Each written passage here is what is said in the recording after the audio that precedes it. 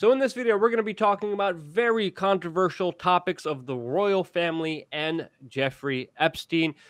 We're going to have to talk about them very carefully since a lot of people are being sued. There's even a high-profile journalist that investigated similar things that mysteriously was murdered. So we're going to be saying allegedly and accused a lot, of course, because this is a very hyperbolic case that is unfolding right now, and there's a lot of key important details that are very important to share. But there's some news organizations even going as far and saying that Jeffrey Epstein, the well-connected billionaire Wall Street kind of mogul, who of course is friends with Kevin Spacey, Harvey Weinstein, Bill Clinton, even had Donald Trump in his little black book, that him and his lawyer allegedly are being accused of running a sex trafficking ring. Yeah, serious accusations. Very important court proceedings happening right now. There's even articles from The Guardian saying that Jeffrey Epstein's accuser says that there even is a video that exists of powerful men having sex with, of course, underage women. Powerful men, even that the Mirror reports on, says is Prince Andrew, saying that, quote, Prince Andrew may have been secretly filmed with underage girl he is alleged to have abused. Now, the royal family's involvement here is very, very interesting, to say the least, as we're getting reports from RT that the UK Prince Andrew was actually giving immunity from the US court system in this very hyperbolic case, with many accusations being thrown left and right. And it's important to note here, why is a US judge ordering Prince Andrew and these allegations to be immune against him?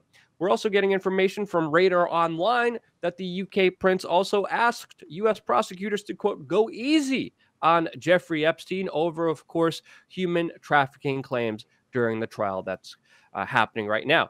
In Jeffrey Epstein's little black book, there was also UK Prime Minister Tony Blair and other very powerful officials, and also MP Nick Hurd, another individual in a part of the UK political establishment that even went as far as to vote against acts that prevent child trafficking. Absolutely crazy. Lot of information, a lot of evidence, as even some people point out to the fact that there's 13,000 papers of evidence around these accusations that, of course, Dershowitz, his lawyer, are fighting to, of course, keep away from the press. There's also this Daily Mail article saying that Prince Andrew's guards turned a blind eye as he partied, of course, with young girls. Very disturbing content, very disturbing information.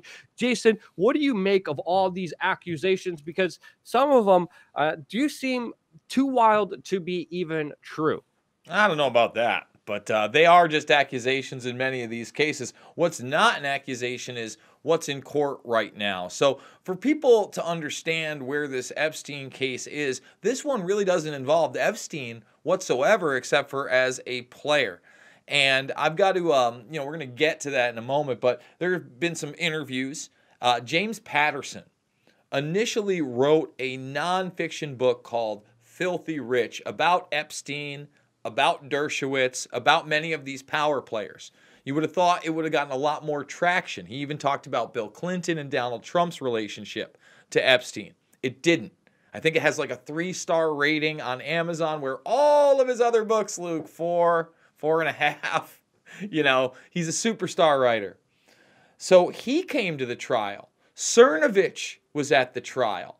And to Jason Goodman's credit, he actually went there. I don't know a lot about Goodman's work, but here is James Patterson. When he talks to James Patterson, he talks about Kenneth Starr's role.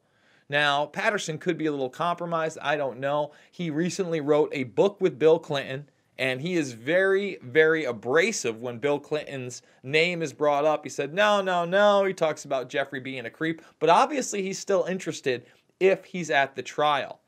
Now, the lawyer who's involved in the case that's accusing Dershowitz to be part of this also comes out. There's an interview with him. Let's see if we can just jump to a still shot. There he is. And he talks about the fact that they will now, Luke, be going document by document and unsealing them, hopefully. That's hopefully what the judge is going to rule in this case.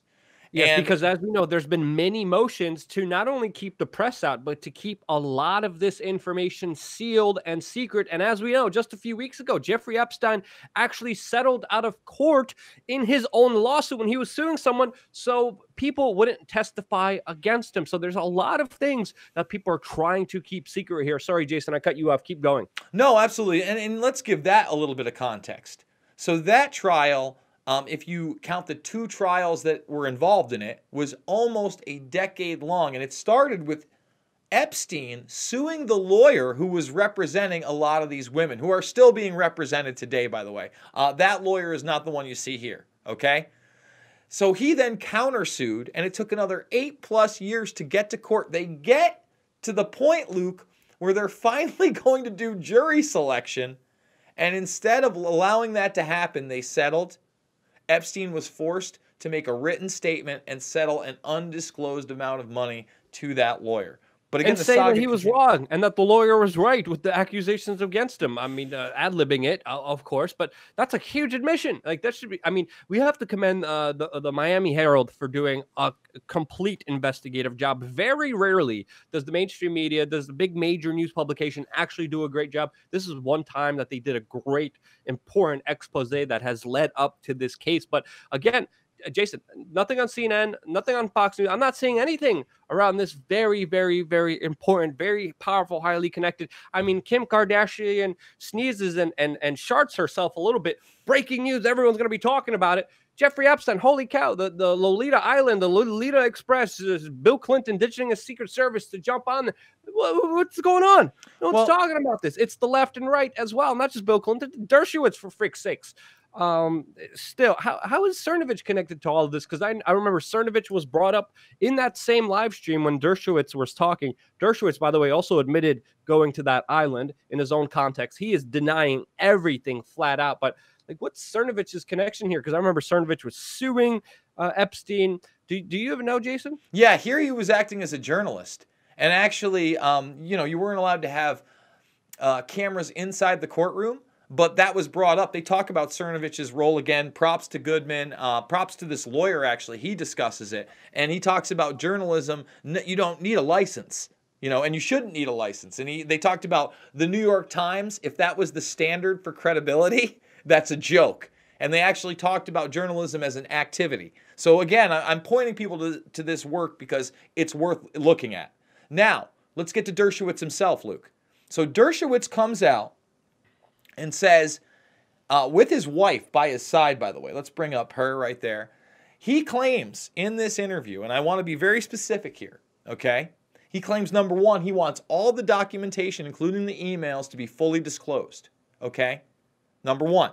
Number two, he claims to have only been to the island one time with his wife, in which no underage activity was taking place, and he described the only women that were there. And these are his claims. I'm just putting them out there. And two, he says that the only reason it's taking place in a courtroom is because they accused him in a public setting. He would sue them and win. So, look, I don't trust Alan Dershowitz. We have to understand he's still the acting lawyer for Epstein. He's still on TV constantly shilling for the Trump administration. He's about to write the introduction to the Mueller report that's already being sold on Amazon. And Luke, to speak to one final point, I want to say this. It's shameful that on International Women's Day, Luke, that's trending all over, IWD 2019, IWD 19, International Women's Day, that we aren't shining a spotlight on this case where we know that now hundreds, if not thousands of women were sexually abused allegedly while they were still young girls, Luke.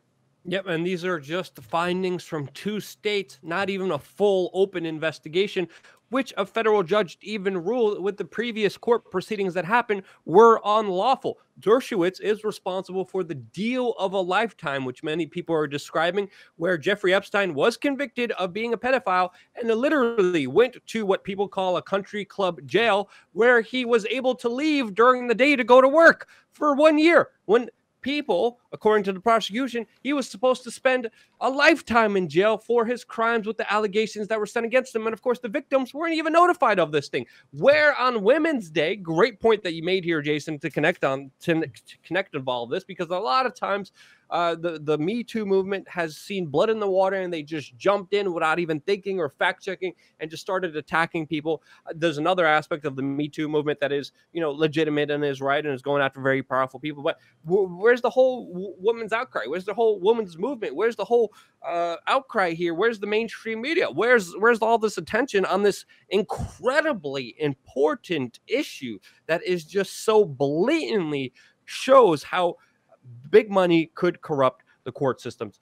If you guys agree with that question, share this video with that hashtag International Women's Day all over social media. It's important to get this broader context because, yet again, this is a legitimate case that does need to be heard. That's my opinion. Jason, any last closing words? I do just want to point out that Acosta has made the news, the person that gave that deal to Epstein, who's now in the Trump administration. And if you look at this article's less than a month ago old. This is Miami Herald. Look at these girls, okay? What's it say? We acted with integrity. This is not a left or right issue. It is not a conservative or liberal issue. We need to get out into the streets and demand justice for people that traffic in children. Absolutely. Allegedly, of course, allegedly, we have to keep saying, again, for legal purposes, share this video because no one else does. There's a reason YouTube suppresses independent voices. I think this is mainly one reason why they do so. So your shares, your support, your donations are more critical than ever to this independent media outlet. Stay tuned for more here on wearechange.org.